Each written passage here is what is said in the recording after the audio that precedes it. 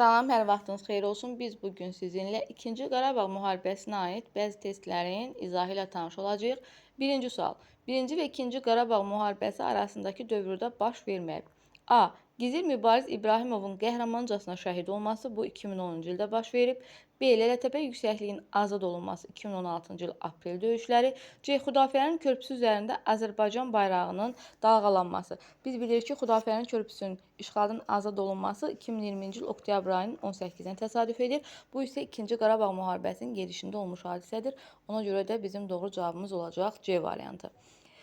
D variantında Tovuz döyüşlərinin baş verməsi 2020-ci il iyul ayında baş vermişdir Tovuz döyüşləri. Y variantı Şərur rayonunun Günnüt kəndinin ordumuzun nəzarətinə keçməsi isə 2018-ci il Günnüt əməliyyatı nəticəsində.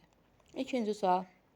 Xəritədə işarələnmiş rayonlarla bağlı oxşar cəhətləri müəyyən edin.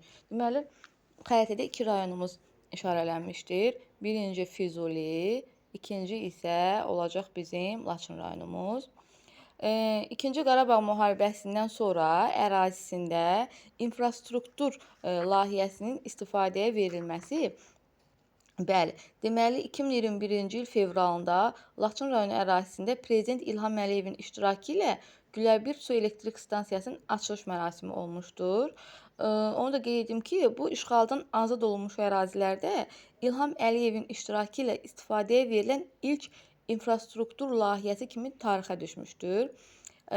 Və eyni zamanda 2021-ci il oktyabrın 26-sında Azərbaycan və Türkiyənin dövlət başçıları Füzuli Beynəlxalq Hava Limanının açılış mərasimində iştirak etmişdilər. Və ona görə biri götürəcəyik. 2. 1-ci Qarabağ müharibəsində ərazisində hərbi əməliyyatlar aparılmışdır. Bəli, doğru cavabımız bizim burada olacaqdır. A variantı. Üçüncü sual. 2023-cü il 19-20 sentyabrda Azərbaycan ordusunun Qarabağ bölgəsində antiterror tədbirlərinin nəticəsində A variantı düşmənin keçilməz hesab etdiyi istehkam xətlərinin ilk dəfə yarılması. Bunu götürmürük. Bağışlayın. Bunu götürməyəcəyik biz. İlk dəfə sözünə görə. B. Laçın şəhərinin Azərbaycan ordusu nəzarətinə keçməsi. Xeyr, bunu da götürmürük. C. Azərbaycan-Ermənistan sərhədinin tam nəzarətə götürülməsi.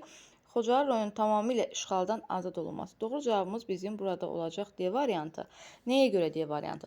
Çünki antiterror tədbirləri nəticəsində Xankəndi, Xocalı, Xocavənd, Ağdərə şəhərləri və Əsgəran qəsəbəsi daxil olmaqla onların bütün yaşayış məntəqələri terrorçulardan təmizlənmişdir. Ona görə doğru cavabımız D variantı. Daha sonra digər suala baxaq. 2-ci Qarabağ müharibəsi dövrünə aid deyil. Yalançı hədəf kimi köhnə təyyarələrin vasitəsilə Ermənistan hava hücumundan müdafiə sisteminin məhv edilməsi. Bu aiddir. Azərbaycan Respublikası Prezidentinin əlillərin və şəhid olmuş ailələrin təminatı üçün Yaşat fondunun yaradılmasının fərman verilməsi. Bu 2020-ci ildə baş verib, ancaq müharibədən sonraki dövrə aid olduğuna görə doğru cavab B variantıdır. Digər variantlara da baxaq. Harop və Bayraktar adlı dronların istifadə edilməsi. Harop İsrail istehsalı, Bayraktar isə Türkiyə istehsalıdır. Bəli, tamamilə doğrudur. Azərbaycan ordusu Ermənistan ordusundan fərqli olaraq düşmənin dinc əhalisinə insanpərvər münasibət bəsləməsi. Bəli, bu tamamilə doğru variantdır. Y variantı. Müharibənin gedişində yerli istehsal olan hərbi texnikalardan uğurla istifadə olunması. Bəli, bu da doğrudur. 5-ci sual. Xəritədə ərazisi ulduzla verilmiş dövlətlər üçün oxşar cəhəti müəyyən edin. Burada Türkiyə, Pakistan və Əfqanistandan söhbət gedir. A variantı. Azərbaycan Ermənistan arasındakı müharibədə birtərəf mövqeli siyasətin tərəfdarı olmaları. Xeyr. B variantı. Qarabağdakı sülh məramlı qüvvələrin tərkibində təmsil olunmaları.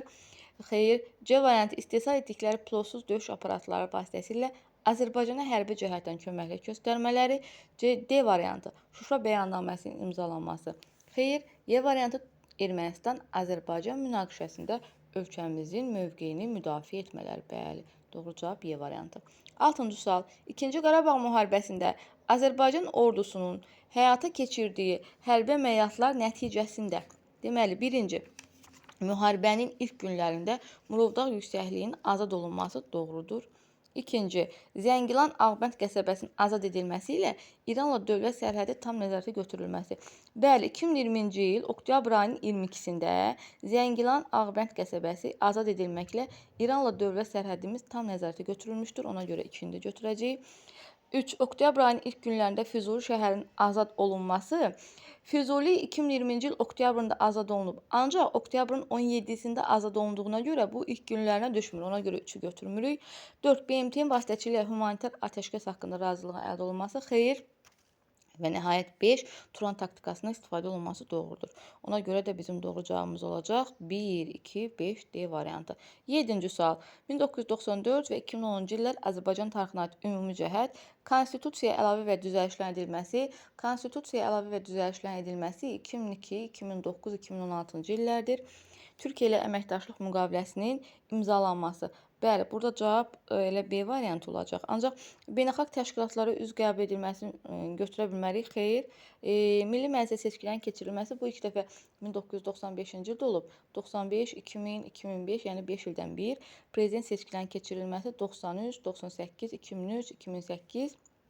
Ona görə Y variantında biz götürməyəcəyik. Doğru cavabımız burada olacaq B variantı.